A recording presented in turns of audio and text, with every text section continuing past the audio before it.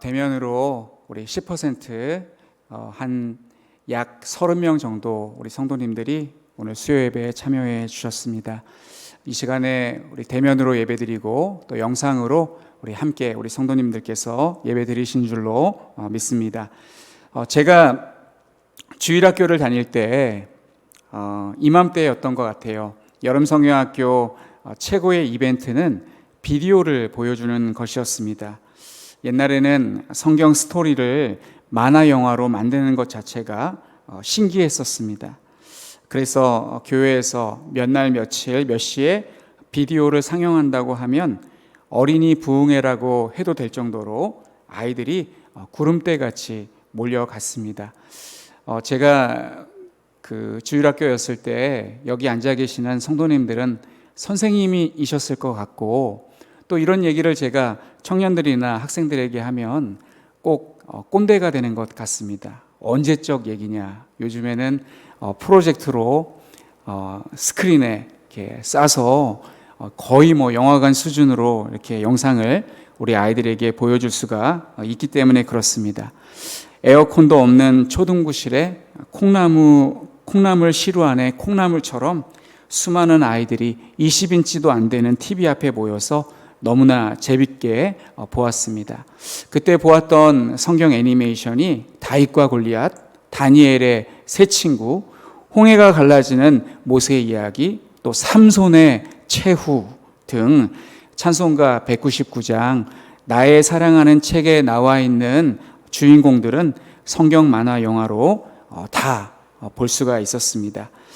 그 중에서도 오늘 본문이 기록하고 있는 노아의 홍수는 빼놓을 수 없는 비디오였습니다. 가만히 생각해 보니까 노아의 홍수는 본문의 소제목으로 적합하지 않은 것 같습니다. 왜냐하면 홍수 사건은 하나님께서 행하신 일이며 노아는 하나님께 은혜를 입어서 구원받은 사람이기 때문입니다. 그래서 노아의 홍수보다 노아 시대의 홍수라는 말이 적당한 것 같습니다.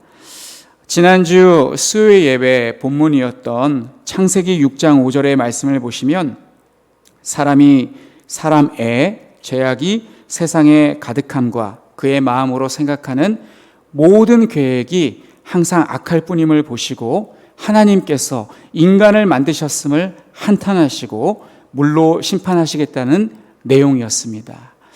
도대체 인간이 얼마나 악했길래 하나님께서 이런 결심을 하셨을까? 가인은 동생 아벨을 쳐 죽였고, 그리고 라멕은 어떤 소년에게 약간의 그 찰과상을 입었던 것 같습니다. 그런데 그렇다고 그 소년을 쳐 죽였습니다. 우리가 상상할 수 없는 그러한 폐륜적인 일들이, 온갖 악한 일들이 그 시대에 벌어지고 있었던 것 같습니다. 그러니까 하나님께서 모든 인류를 심판하시겠다고 하신 것 아니겠습니까? 하나님께서 창조하신 사람이 극도로 타락하자 죄를 미워하시는 하나님은 모든 사람을 심판하시고 사람을 위해 창조한 피조 세계를 해체하시고자 하십니다. 홍수 사건을 보면 하나님의 섭리를 엿볼 수 있습니다. 섭리란 하나님의 일하시는 방법입니다. 아담과 하와가 범죄한 이후 세상에 죄악이 가득하게 되었습니다. 이 모습을 보시는 하나님은 사람 지으셨음을 한탄하셨습니다. 하나님은 창조하신 피조세계가 이렇게 죄악으로 오염되었으니 전부 없애버리시고 새롭게 창조하실 수도 있었습니다. 왜냐하면 하나님은 전능하시니까요. 왜 도공들이 자기가 만든 도자기가 마음에 안 들면 세상에 존재하지 않도록 한치의 미련 없이 아낌없이 깨뜨려 버리지 않습니까? 그러나 하나님은 창조하신 사람과 동물 중에 의인이었던 노아 가족을 구원하시고 동물들의 최소한 정결한 것은 암수 7쌍, 부정한 것은 암수 1쌍씩 이 최소한을 보존하시고 다시 번성하게 하시는 방법을 사용하십니다. 그 이유는 하나님께서 아담에게 여자의 후손이 너를 구원할 것이라고 약속하셨기 때문입니다. 노아의 방주 안에 있는 모든 동물들은 유일한 개체이기 때문에 전부 천연 기념물이라고 할 수 있겠습니다. 자, 하나님은 120년 전에 노아에게 심판의 계획에 대해서 말씀하시면서 방주를 만들게 하셨습니다. 노아에게 방주의 크기를 설명하시고 만드는 방법까지 세세하게 알려주셨습니다. 노아가 만드는 방주는 노아 가족만 탈 수 있는 작은 배가 아니라 지상에 존재하는 모든 동물들을 다 실어야 할 정도로 사이즈가 있는 배였습니다. 길이가 300규빗, 너비는 50규빗, 높이는 30규빗이었습니다. 이 규빗을 대략 45cm라고 한다면 이스라엘 사람들은 성인 남성의 팔꿈치에서부터 이 가장 긴 손가락 끝, 이것을 한 규빗이라고 합니다. 자, 이것을 오늘날 우리가 사용하는 단위로 바꾸면 길이는 133m, 너비는 22m, 고는 13m 정도가 되는 각 층이 885평으로 되어 있는 3층 구조의 방주였습니다. 이제 층마다 890평 정도 되니까 이제 3층이니까 총 한 2,700평 정도 된다고 할 수 있겠습니다. 노아는 하나님의 말씀에 순종하여 산에서 나무를 베다가 방주를 만듭니다. 이 일을 노아 혼자 했다기보다 노아와 세 아들 그리고 부인과 며느리가 도와주었을 것입니다. 아마 그 부인과 며느리는 우리 옛날 농촌에서 일하시면 새참 머리에 이고 오셔서 드리기도 하지 않습니까? 그런 것처럼 음식도 갖다 주고 또 여러 가지 자신이 할 수 있는 그런 부분에서 도와주었을 것이라고 생각됩니다. 어떻게 8명이 이 큰 일을 해냈을까요? 저는 120년 동안 성실하게 이 일을 한다면 가능하다고 생각합니다. 아무리 큰 일이라도 사람이 해내는 것을 보면 사람의 노력이 얼마나 대단한지 모릅니다. 예전에 인도에서 한 남성이 병든 아내를 살리기 위해서 한시 바쁘게 병원으로 가는데 마을을 가로막고 있는 큰 산 때문에 그 산을 돌아가느라 시간이 지체되어 병원에 도착했을 때는 이미 부인이 죽은 상태였습니다. 그러자 이 남자는 자기와 같은 불상사가 발생하지 않도록 하기 위해 염소 3마리를 팔아서 망치와 정을 사서 혼자의 힘으로 산을 뚫기 시작했습니다. 처음에는 사람들이 미쳤다고 했습니다. 이 사람은 생업을 포기하고 이 일만 한 것이 아니라 농사를 지으면서 틈나는 대로 그 일을 했다고 합니다. 이 남자는 포기하지 않고 22년 동안 산을 깎은 결과 결국 산을 뚫고 길을 만들었습니다. 자그만치 길이가 110m, 폭이 8m의 길입니다. 이제 마을 사람들에게 병원까지의 거리는 기존의 산을 돌아갈 때는 55km였는데 그것을 뚫어버리니까 15km로 단축되었습니다. 노아도 마찬가지입니다. 노아는 어떻게 그렇게 큰 방주를 8사람이 만드냐고 하나님께 불평하지 않고 순종하여 배를 만들기 시작하였습니다. 홍수가 시작될 당시에 노아의 나이가 600세였으니 인생의 6분의 1을 배 만드는 데 시간을 보냈습니다. 그리고 드디어 홍수가 시작되었습니다. 이 홍수는 전무후무한 전지구적인 홍수였습니다. 본문 11절 말씀을 보시면 노아가 600세 되던 해 둘째 달 곧 그 달 11의 날이라 그날에 큰 기품의 샘들이 터지며 하늘의 창문들이 열려 얼마나 많은 비가 왔는지를 보여주고 있습니다. 단순히 하늘에서 비가 온 정도가 아니었습니다. 큰 기품의 샘들이 터지며 하늘의 창문들이 열려 이 두 문장을 유심히 보시기 바랍니다. 첫째, 큰 기품의 샘들이 터지며 여기서 이 기품, 깊음이란 히브리어로 테옴인데 창세기 1장 2절에 나와 있는 단어입니다.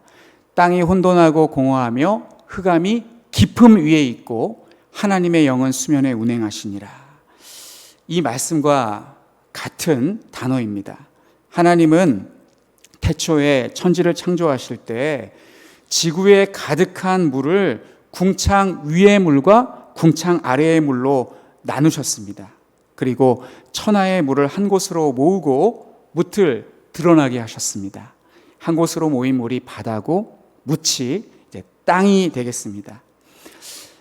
이번 여름 휴가 때 우리 성도님들 코로나 때문에 휴가도 못 가신 분들 많이 계실 텐데 저는 교회에서 또 이렇게 배려해 주셔서 잘 다녀왔습니다. 부산시 영도구에 있는 태종대에 가보았습니다. 그곳에서 이 바다 생물에 대한 안내문을 읽어보았는데 그 안내문에서 놀랄만한 그런 지식을 얻게 되었습니다. 지하 8,000m, 1,000m까지의 바다를 심해라고 하는데 인간은 그곳에 어떤 것이 존재하는지 뭐가 살고 있는지 모른다고 합니다. 그곳은 빛이 전혀 들어가지 않는 암흑천지입니다. 그리고 이 말이 충격적이었습니다. 인간은 심해보다 우주에 대해서 더 많은 것을 발견하고 알고 있을 것이다. 우주에 대해서 엄청나게 많이 우리가 모르는데 그런데도 이 바다 그 물 깊은 그곳은 인간이 도저히 도달할 수 없는 그런 곳이라고 합니다. 이렇게 깊은 궁창에서 물이 터져 나온다고 생각해 보십시오. 물이 거기서 솟구쳐 나온다, 넘친다 라고 표현하지 않고 터진다, 폭발적인 물의 분출을 가리킵니다. 홍수가 시작되었을 때 깊음의 샘들에서 물이 마구 솟구쳐 올라갑니다. 그리고 두 번째는 하늘의 창문이 열렸다라고 말씀합니다.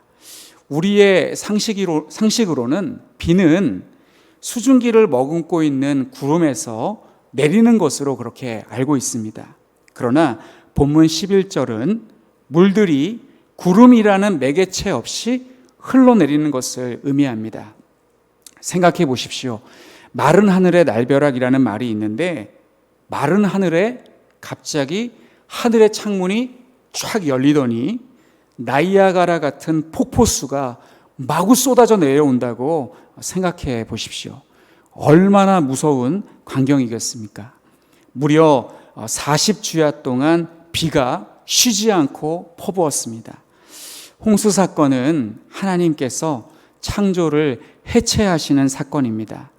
하나님께서 창조하실 때 창세기 1장에 기록되어 있듯이 빛을 창조하셔서 빛과 어둠을 나누시고 물을 궁창 위의 물과 궁창 아래의 물로 나누시고 궁창 아래의 물을 한 곳에 다 모아 바다가 되게 하시고 묻이 드러나게 하여 땅을 만드셨습니다. 그러나 하나님은 홍수를 통하여서 땅과 바다의 경계를 허물어 버리시고 창조 세계를 해체하고 있으십니다. 이 17절부터 20절의 말씀을 보시면 창조 세계 해체의 4단계가 기록되어 있습니다. 제가 17절부터 20절까지 읽어드리면 홍수가 땅에 40일 동안 계속된지라 물이 많아져 방주가 땅에서 떠올랐고 물이 더 많아져 땅에 넘침에 방주가 물 위에 떠다녔으며 물이 땅에 더욱 넘침에 천하의 높은 산이 다 잠겼더니 물이 불어서 15규빗이나 오르니 산들이 잠긴지라. 1단계는 물이 많아져서 방주가 지면에서 떠올랐습니다. 2단계는 물이 더 많아져서 땅에 넘침에 방주가 물 위에 둥둥 떠다니기 시작했습니다. 3단계는 물이 땅에 더욱 넘침에 천하의 높은 산이 다 잠겼습니다. 천하의 높은 산까지 물이 다 덮어버렸습니다. 4번째는 4단계는 그 위로 또 15규빗이나 물이 더 차올라서 완전히 산들이 잠겼습니다. 하나님은 창조의 순서대로 창조를 해체하고 있는 것을 보여주고 있습니다. 하나님은 천지를 창조하실 때 이 궁창 위의 물과 궁창 아래의 물로 나누시고 궁창 아래의 물을 한 곳에와 마른 땅이 드러나게 하시고 마른 땅의 새와 동물들과 인간을 창조하셨는데 그 순서대로 하나씩 물을 덮어 가십니다. 맨 마지막에 창조한 것이 다섯째 날 새, 여섯째 날 동물과 인간인데 아마 끝까지 살아남으려고 발버둥 쳤던 사람들은 가장 높은 산으로 올라가지 않았을까요? 새가 그곳까지 날아가지 않았을까요? 그런데 마지막에는 그 가장 높은 산마저도 물이 덮어버리고 말았습니다. 모든 지면에 있는 코로 숨쉬는 모든 것들이 다 물에 수장되고 말았습니다. 그리고 20절 말씀을 보시면 그 위로 또 천하의 높은 산 위로 15규빗이나 물이 더 차올랐다고 합니다. 방주의 높이가 방주의 고가 30규빗이었으니 방주의 무게에 의해서 한 반쯤 15규빗쯤 잠겨도 방주는 산에 걸리지 않았을 것입니다. 우리는 이 본문의 말씀을 통해서 홍수는 전 지구적일 뿐만 아니라 우주적인 홍수라는 사실을 실감하게 됩니다. 이와 같이 하나님은 인류 최초의 심판을 물로써 하셨습니다. 우리는 하나님께서 원하시는 것은 무엇이든지 하실 수 있는 하나님의 권능 앞에 경탄을 넘어서 경외감을 가질 수밖에 없습니다. 그렇다면 우리가 이 놀라운 하나님의 심판의 역사를 보았는데 이 말씀이 오늘날 우리에게 주는 교훈이 무엇이 있을까요? 첫 번째는 우리는 창세기 6장, 7장, 8장의 말씀이 역사적 사실이었다는 것을 믿어야 합니다. 비그리스도인들은 이 사실을 믿지 않으려고 할 것입니다. 그러나 우리는 홍수 심판은 인류 역사에 분명하게 일어난 사건임을 믿어야 합니다. 두 번째는 피할 수 없는 심판이 다가옴을 알아야 합니다. 하나님께서 홍수 심판을 내리셨을 때 그 심판을 피한 사람은 단 한 사람도 없었습니다. 그 심판을 피한 사람은 방주 안에 있었던 8명의 사람뿐이었습니다. 세 번째는 우리는 노아의 8식구처럼 남은 자들이 되어야 합니다. 노아는 세상에 죄악이 가득할 때 하나님과 동행한 유일한 사람이었습니다. 지지난주에 에녹이 하나님과 동행하였다고 했는데 노아도 하나님과 동행하였다라고 기록이 되어 있습니다. 세상 모든 사람이 편법을 사용하고 죄악을 행한다고 그리스도인마저 그렇게 살아서는 안 됩니다. 오늘날 우리는 예수 그리스도를 믿는 사람답게 살아야 합니다. 예수 그리스도를 진정으로 믿는 사람들은 이 세상에 하나님의 불심판이 내려질 때 구원을 받을 것입니다. 네 번째는 남은 자들을 위해 하나님께서 밖에서 문을 잠그신다는 것을 명심해야 합니다. 16절 말씀을 우리 함께 보겠습니다. 들어간 것들은 모든 것의 암수라 하나님이 그에게 명하신 대로 들어가매 여호와께서 그를 들여보내고 문을 닫으시니라. 노아의 가족과 동물들이 전부 방주에 탑승했을 때 하나님은 밖에서 문을 잠그셨습니다. 노아가 문을 잠근 것이 아니라 하나님께서 문을 닫으셨다라고 기록되어 있습니다. 하나님께서 이렇게 하신 까닭은 방주 안에 있는 사람과 동물들을 물로부터 안전하게 보호하시기 위함이었습니다. 혹자는 교회를 세상의 방주라고 부릅니다. 심지어 방주교회라는 이름을 가진 교회도 있습니다. 지금 구원의 문은 열려 있습니다. 방주의 문은 열려 있습니다. 그러나 언젠가는 닫힐 것입니다. 하나님은 불신자들에게 지금 구원의 문, 방주의 문이 열려 있으니까 살고 싶으면 알아서 들어오라고 하시지 않습니다. 하나님은 믿는 우리에게 한 생명이라도 더 세상의 방주인 교회로 인도하라고 말씀하시고 있습니다. 그것이 바로 하나님께서 우리를 미리 먼저 구원하신 목적입니다. 신들러 리스트라는 영화를 보면 마지막 장면에서 신들러 씨가 한 사람의 유대인이라도 더 구출해 주었어야 했었는데 라고 하면서 절규하는 장면이 나옵니다. 우리 역시 믿지 않는 사람들을 그들이 한 사람이라도 더 방주 안으로, 교회 안으로 들어오도록 전도해야 합니다. 그 이유가 무엇이냐면 5번째, 우리에게 주는 교훈 때문입니다. 앞으로 물로 인한 홍수 심판은 없어도 불로 인한 홍수 심판이 남아있기 때문입니다. 예수님께서 마태복음 24장 37절로 39절에 이렇게 말씀하셨습니다. 노아의 때와 같이 인자의 임함도 그러하리라. 홍수 전에 노아가 방주에 들어가던 날까지 사람들이 먹고 마시고 장가들고 시집가고 있으면서 홍수가 나서 그들을 다 멸하기까지 깨닫지 못하였으니 인자의 임함도 이와 같으리라. 그리고 베드로후서 3장 5절로 7절 말씀에서도 이렇게 말씀합니다. 이는 하늘이 옛적부터 있는 것과 땅이 물에서 나와 물로 성립된 것도 하나님의 말씀으로 된 것을 그들이 일부러 잊으려 함이로다. 이로 말미암아 그때에 세상은 물이 넘침으로 멸망하였으되 이제 하늘과 땅은 그 동일한 말씀으로 불사르기 위하여 보호하신 바 되어 경건하지 아니한 사람들의 심판과 멸망의 날까지 보존하여 두신 것이니라. 이와 같이 예수님의 재림과 종말에 있을 심판이 점점 다가오고 있습니다. 어쩌면 이 코로나가 하나님께서 우리에게 말세가 다가오고 있음을, 종말이 다가오고 있음을 알려주시는 그런 사인인지도 모르겠습니다. 예수님은 성도들에게 너희가 지금은 먹고 마시고 오락을 즐길 때가 아니라고 말씀하십니다. 지금은 정신을 차리고 깨어 있어야 할 때입니다. 지금은 사람들이 코로나 때문에 어쩔 수 없이 절제하며 살아가고 있습니다만 코로나가 종식되면 그동안 누리지 못했던 자유를 마음껏 누리려고 할 것입니다. 그러나 우리 그리스도인들은 코로나가 종식되어도 노아처럼 하나님과 동행하는 삶을 살기 위해서 자신의 자유를 스스로 제한하며 하나님과 동행하는 삶을 살아야 될 줄로 믿습니다.